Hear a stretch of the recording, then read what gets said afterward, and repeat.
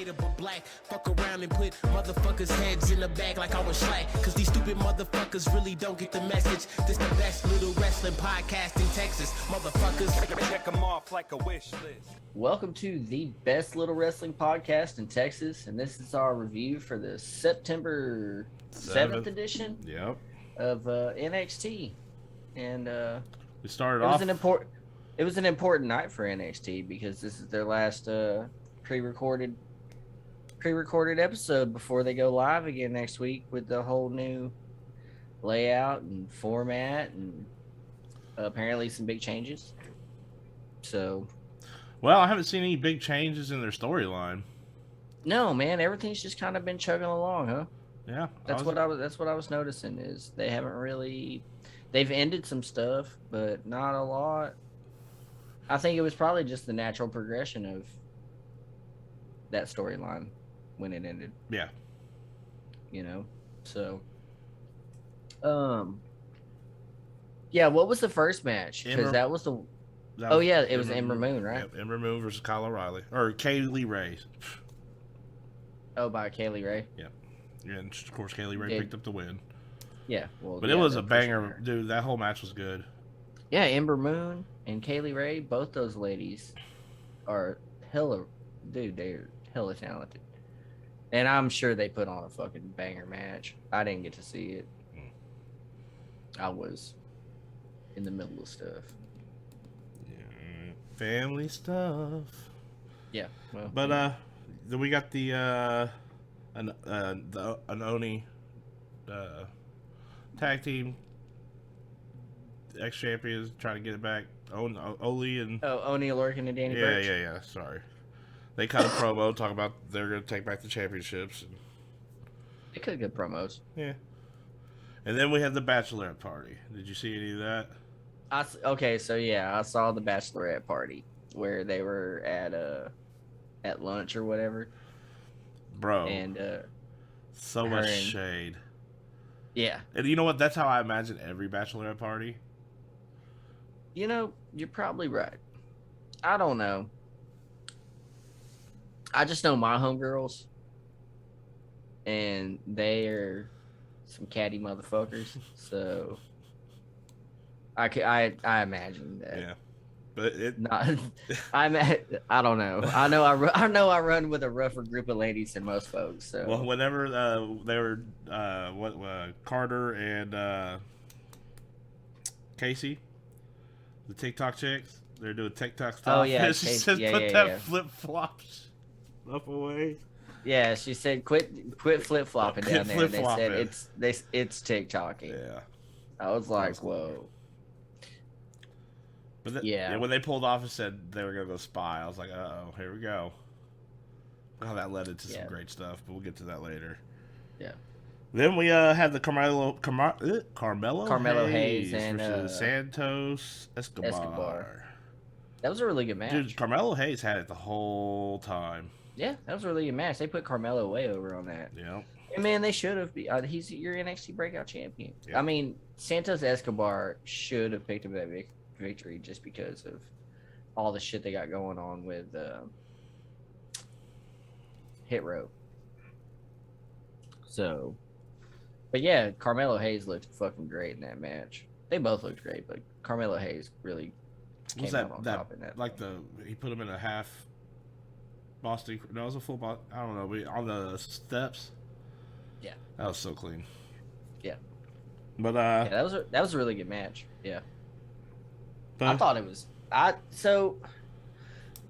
Remember, so he can cash in on this whole title shot thing whenever, right? So I think whenever Santos Escobar wins it from Swerve Scott, I think that's whenever Carmelo Hayes will cash in. I mean, that's the right play. And he'll win it off of Santos Escobar. See, because they've wrestled now. So he'll learn, right? And that's the thing. It's Carmelo Hayes will learn. Just a young kid, up and coming. That should be the natural progression of it. Hopefully that's what they're going to do. It seems like that's what they're doing. So yeah. Then we had a Diamond Mine promo introducing the new Creed brothers. Yeah. Those boys are stacked. Yeah. Them some big strong boys. Fucking Big old strong farm boys. Corn-fed farm boys and shit. Mm-hmm. Well, Yeah, they had a squash match after that. I couldn't even catch the names of who they were wrestling. they didn't say them. I mean, no, they said for Chucky and Paxton is what I was able to write down. It was so fast. Oh, really? Yeah. Like, oh, yeah. Boop. See, I didn't see anything. I guess I blinked. But it was fast. But man, those Creed brothers, I really like their style. I love the Greco-Roman and freestyle wrestling stuff that they put in their routine. It's good stuff. A little rough. Not the smoothest. But it worked out for them because they ended up just looking like bulls in china shops. Yeah. You know what I mean? The way they were throwing those dudes around. They had some nice suplexes. Oh boy, almost botched his finish, but it was still a really good match. I liked it. I enjoyed it, and they were a lot better than I thought they were going to be. Well, it's definitely a good addition to the Dynamite Mine. Yeah. That shorter one, you could tell he's the fucking brick shit powerhouse of that motherfucker.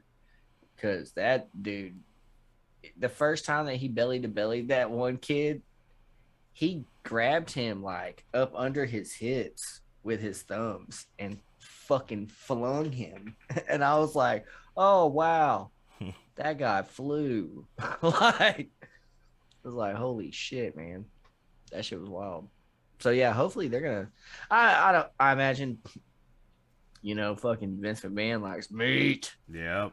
They're some big old boys, so I'm sure they're going to get a push. Yeah, I'm sure they won't. I'm sure they're not long for the NXT roster. I'm sure they'll be up there in no time. Yeah.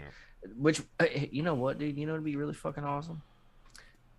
And I was thinking about this the other day because now that they're bringing in other fucking, it'd be really cool is if they brought in the Stevenson brothers, the Olympian, then his younger brother that they also just signed. Yeah.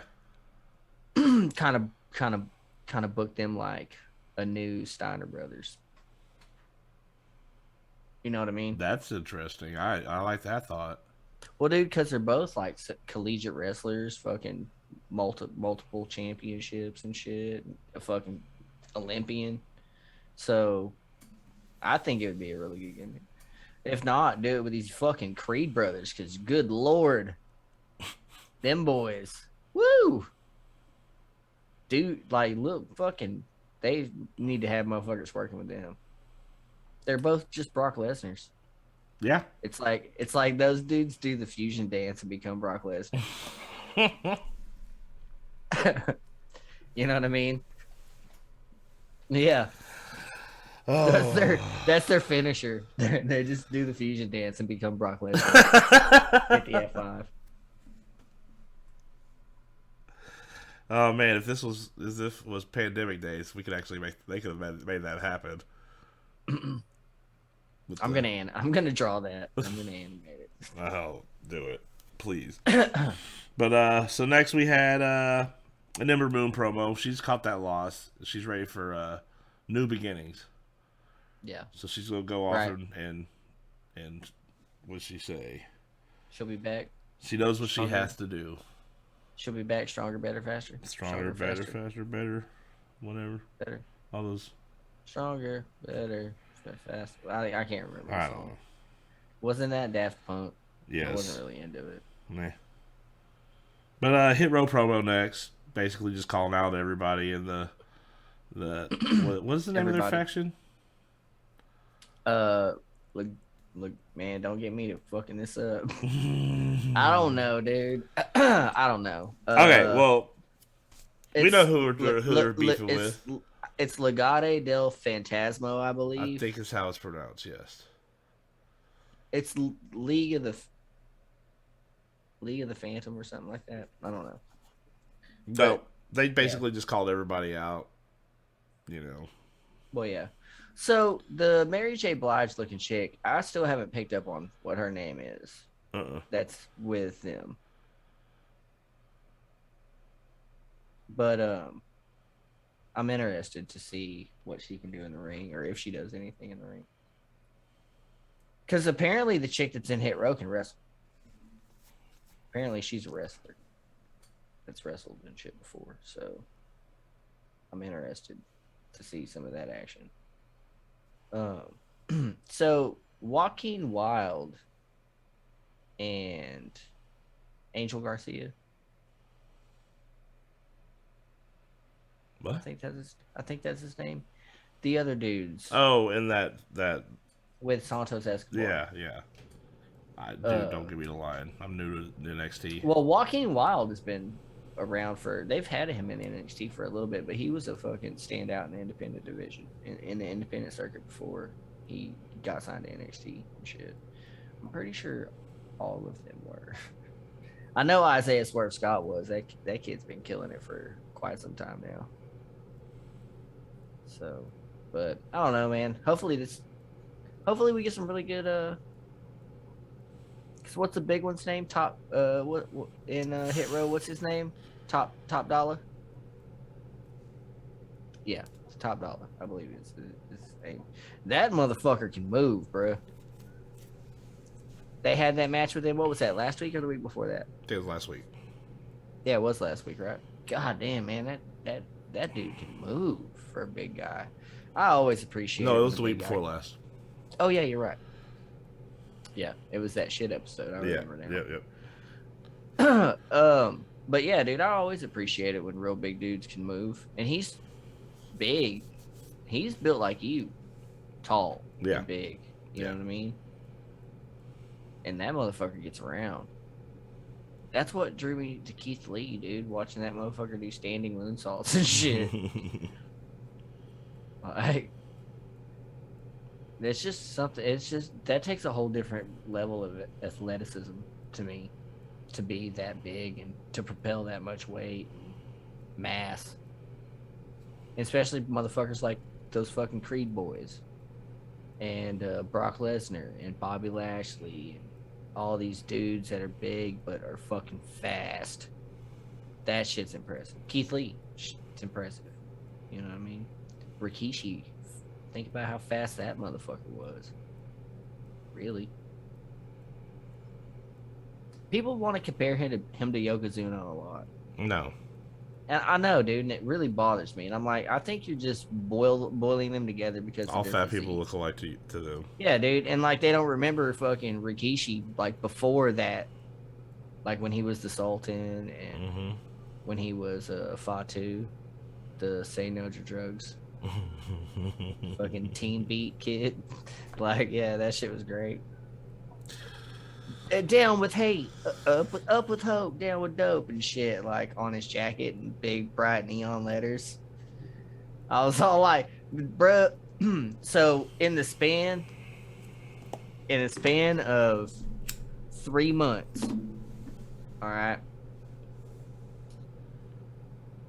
they had a match with Rikishi as Fatu, right?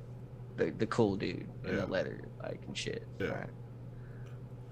Later on in the episode, they have a advertisement for the match next week, debuting the Sultan, which is Rikishi.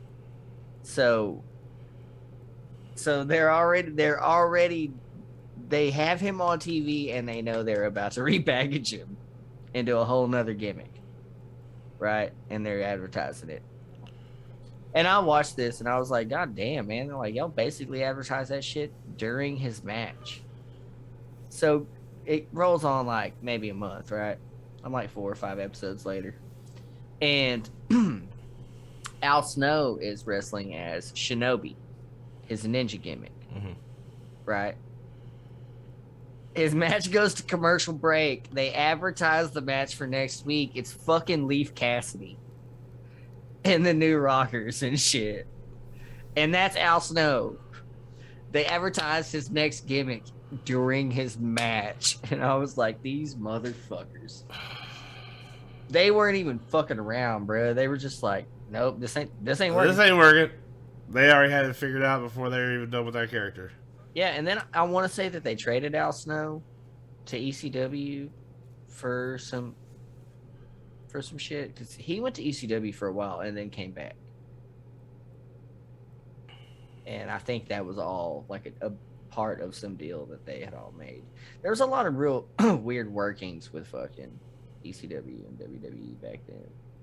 96, 97. ECW showed up a lot in like the end of 96, beginning of 97. They were popping up a lot. There was a long running feud with Jerry the King Lawler and all of ECW. Jerry the King Lawler and most of Philadelphia. Like, Then we got to start doing retro reviews. yeah, I think that'd be really cool. Straight up. Yeah. But back to NXT. Sorry, man. I got sidetracked. Hey, when you get on those things, I ain't gonna stop you. I ain't gonna stop you until it's kind of at the right time. My bad. Oh man, we had the Casey and Carter. What, I can't remember their full names. Caden Carter and Casey Catanzaro versus Zoe Stark and Io Shirai, and they're inexperienced. Their inexperienced costume match. So it was good back and forth the whole time, and then at some point, Zoe Stark knocked Io Shirai off the apron, and then Carter did, I can't remember the move she did, but she did a big old power move, and instead of pinning her right then and there, she wasted her time, hit the TikToking, flip flopping, whatever off the top rope, and then which gave time for Io Shirai to get back up and break up the pin. She could have had it right there. Right. Yeah. You know, and it showed. That makes sense. Yeah. Shouldn't have been out there flip flopping, TikToking. Flip flopping and TikToking. Flip flopping and TikToking. Out there just wasting time. Yeah. So on their way out though, after losing, they got beat up by Mandy Rose and. Yeah, that's all I was gonna ask. Is if Mandy Rose and JC Jane and Gigi Dolan showed up. They did. At the very end, beat up Casey and Carter, and of course Mandy Rose has a mask. Because last week she got that face injury, remember? And they rushed her back. A fucking face protector? Yes. Man, god damn it, dude. What is it? You know what it is? Cody Rhodes had a mask on for 2 weeks. And then they put it on Sheamus.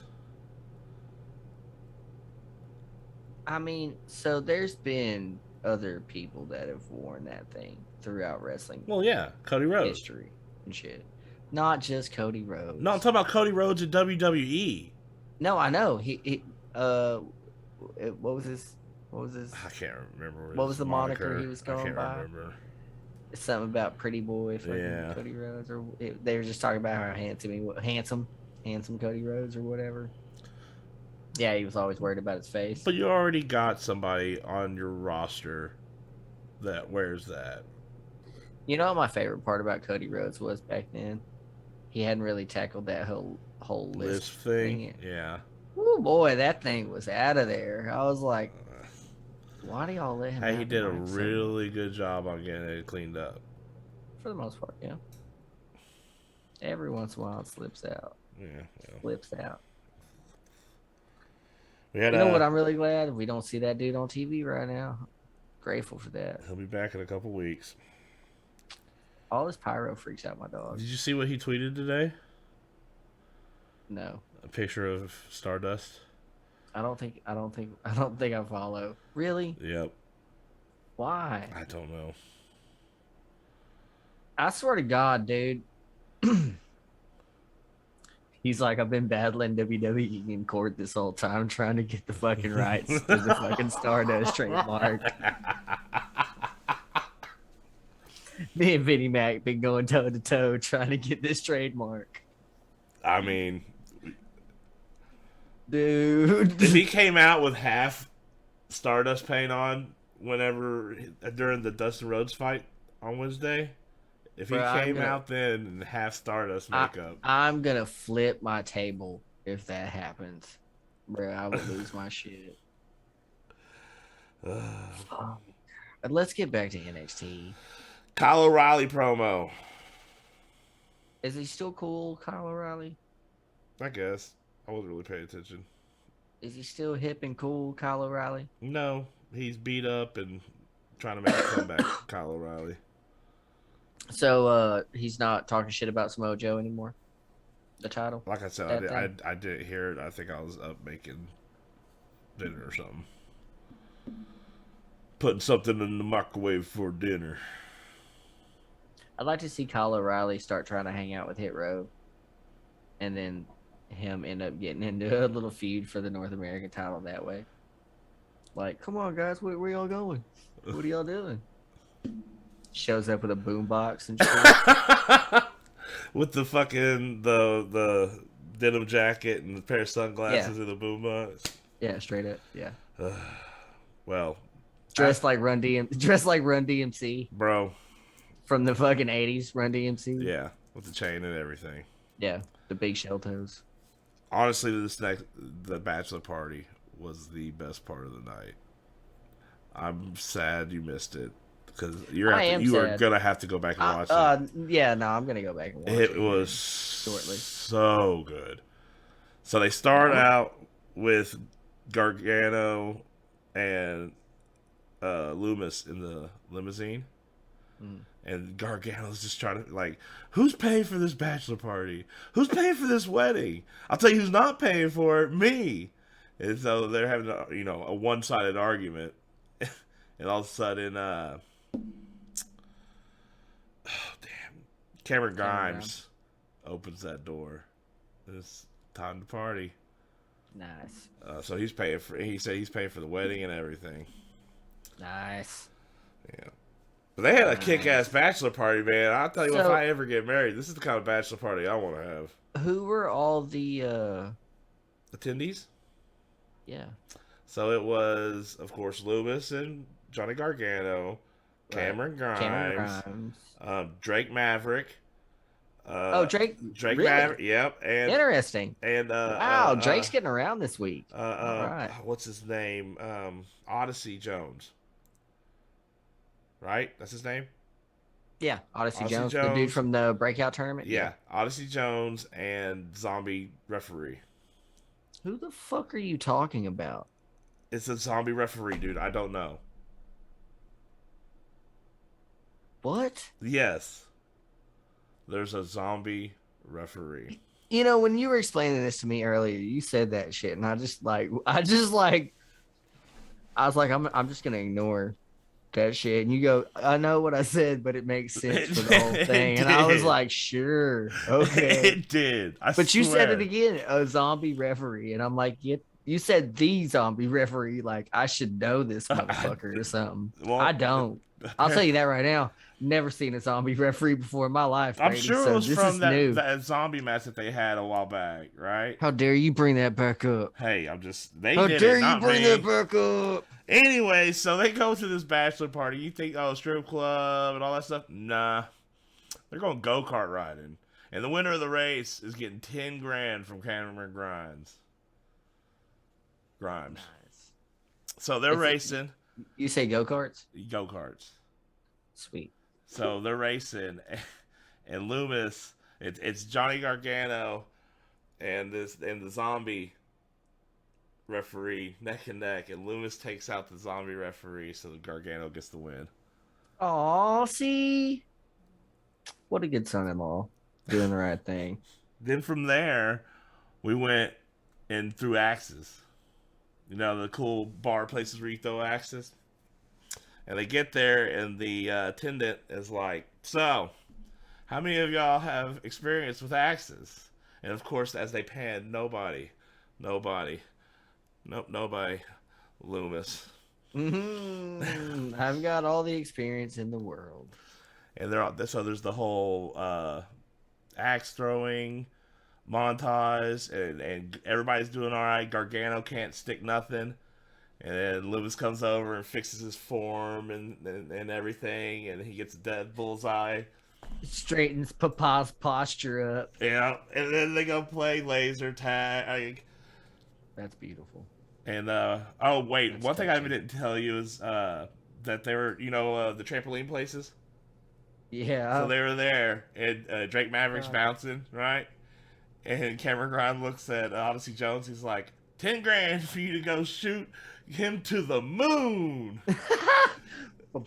And so you see the whole thing. He bounces, and then hits Jake Maverick's thing, and Jake Maverick goes flying.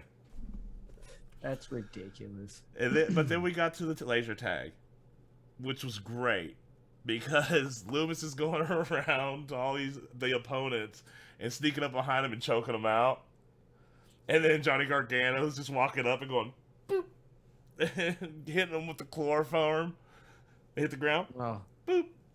It's so good, man. And then at the end, while everybody is celebrating, and of course the ladies have been spying the whole time, by the way. Right. So they've in the car with the binoculars. It was a really good video package. I'm really impressed with whoever put that together. Were they mad that there wasn't strippers? No, they were happy that Johnny Gargano and Loomis finally made up and they're friends now. Oh. Because at the very end, like I was saying, they're all like, "Oh, this is such a great time, yeah!" And high five. Johnny Gargano's high five, and he gets to Loomis, and he's like, and then Odyssey Jones pushes him into it, and yeah, it's just, the magical high five, magical high five. And at the very end, as we pan out, we pan to Loomis, and he goes, just a smirk, just a little smirk, a little smile. It was such a good video package, man. I really can't wait for you to go see it. Yeah, I'm gonna watch it whenever we're done here. I need to go back and watch the shit I missed, anyways. I just had so much shit going on tonight, man. But I'm really glad that honestly, like you have talked about it very well, and I appreciate that. So there's a lot that I don't have to watch back. Sorry, I ruined it for you. Yeah, right. But I mean, after that, man, it was hard to anything else to be that cool for tonight. But you know, it was all right. Everything else just fell short. Yeah. So like, we got a Monet promo with her and her goose. Yeah. Well, she's getting a title shot next week against Raquel Gonzalez. So that's cool because that's the first episode of the new. So first episode of the new format, we'll get the wedding and we'll get the women's title match.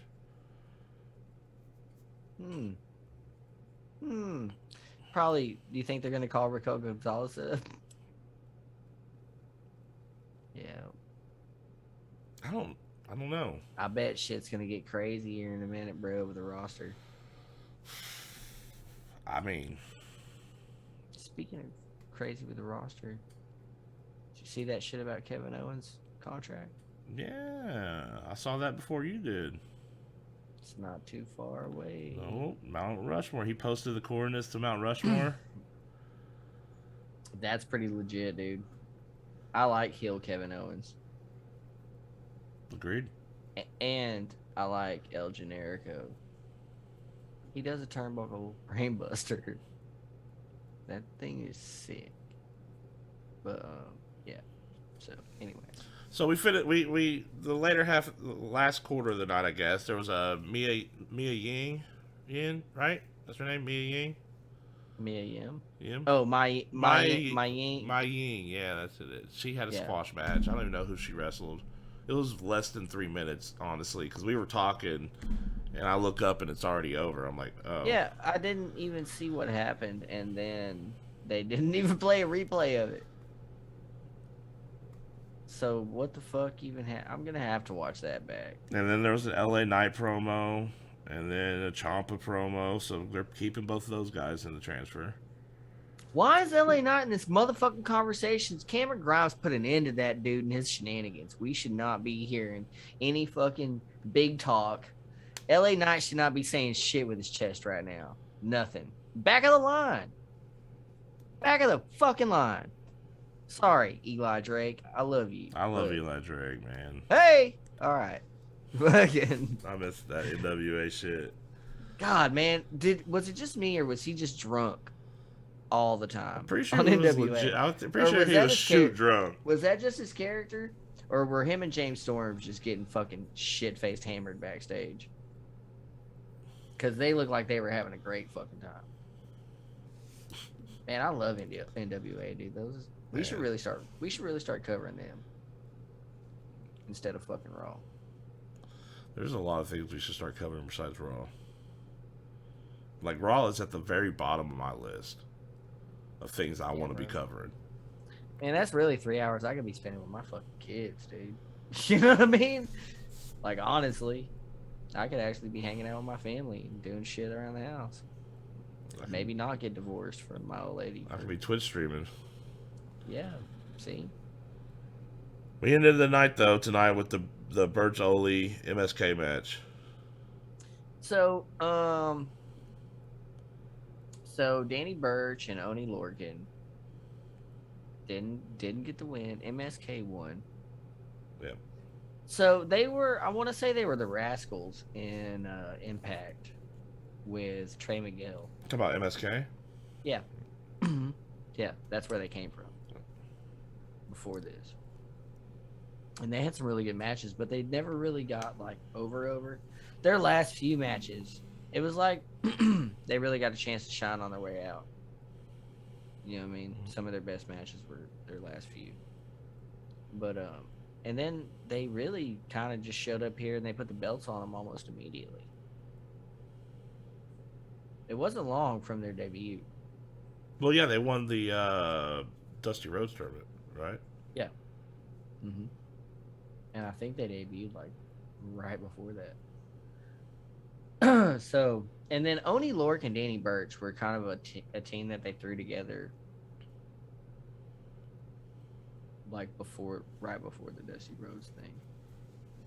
So I never really got them as a tag team. Not when there's some really good tag teams that they got floating around in NXT. So I miss DIY.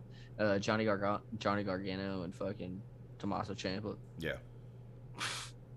That was a dope fucking tag team right there. And the Undisputed Era was legit too. It'd be cool if they did something with Kyle O'Reilly and Roger Strong instead of this Diamond Mine shit. Well, except them Creed boys. Creed boys look strong. I'm assuming Burch and Oli are not going to be a thing anymore after tonight. No, they got their ass beat by Pete Dunne and fucking Rich Holland at the end of their match. Yeah. They lost, and then they got their ass beat by their homies. And that's how we closed out the night. Yeah. So it's weird because we all know, knowing that this is the end of the Black and Gold brand, that this is the end of an era, really. It's really the end of an era of wrestling. If it's gonna change, right? Like this would be. I don't know. Well, I mean, we don't know how much they're changing. We know they're changing the look. That's blatantly obvious. Right. But well, it's not just that though, because it's gonna start being Vince McMahon and Bruce Pritchard fucking produced. Triple H is still booking it, I guess. But other than that, like, they're going to be producing it. You know what that means? Because I'm not positive that Bruce Pritchard produces SmackDown or has a hand in that. I think that's Fox guys. No, you might be right. It might be somebody else. I'm not sure. It might be John Laurinaitis. But I think he might be an agent. I'm not sure. But I'm just I'm holding out hope that next week's episode isn't just shit. I hope that I'm gonna want to review it for good reasons and not have to tear it apart because I really think that Frankie Monet may win the fucking women's belt next week. SmackDown's produced by Vince McMahon and Bruce Pritchard. Really? Yep. Interesting. Wow. How can they completely miss the mark on Monday and then fucking... Man, that is something else. So, what'd you think of this episode there, Brady? I mean, at first I've been worried about the new branding and everything, but now after seeing what they didn't kill and how things are still seem to be chugging along, and tonight's episode was great. That bachelor party made my night. Like it made watching everything else well worth it. Right. Right. So, I mean, I'm not as worried now about the whole change. We'll see. I'm feeling a little better about the change, but I'm still worried. So, but I thought it wasn't a bad episode for, the half I saw. I saw a bit of everything, but not all of it. So, I don't know. I guess we'll just see how this goes next week, and then take it from fucking there. That's really all we can do, man. All right, one week at a time. Yeah. So you want to take us out? Alrighty. Hey, I appreciate everybody being with us. If you like this and you want to hang out some more, hit that share, hit the subscribe button, do the like, leave a comment below. Tell us what you think about the new look and what you think is going to happen next week, and if it's going to be good or bad. I'm the Real Fat Man. This is my co-host, Niels Kane. We appreciate y'all. Peace. Shit like Big Van Vader but black. Fuck around and put motherfuckers' heads in the bag like I was slack. Cause these stupid motherfuckers really don't get the message. This the best little wrestling podcast in Texas. Motherfuckers. Check them off like a wish list.